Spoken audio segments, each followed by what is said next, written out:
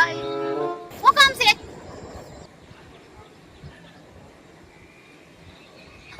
સવિતાજી 9 વખત મેં તમને ના પાડી છે.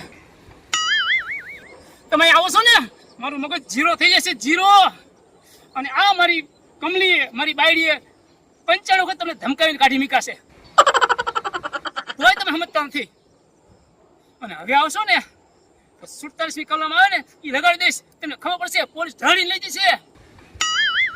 અને સમજો તોય છતાં નહીં સમજો તો હવે છે ને 454ની કલમ આવે ને એ લગાડી દઈશ ને, સમજો પોલીસ તમને લઈ જશે. અને સમજો જિંદગી બની છોડો, સમજ્યા? નીકળો, હાલો. હા વાંધો નહીં.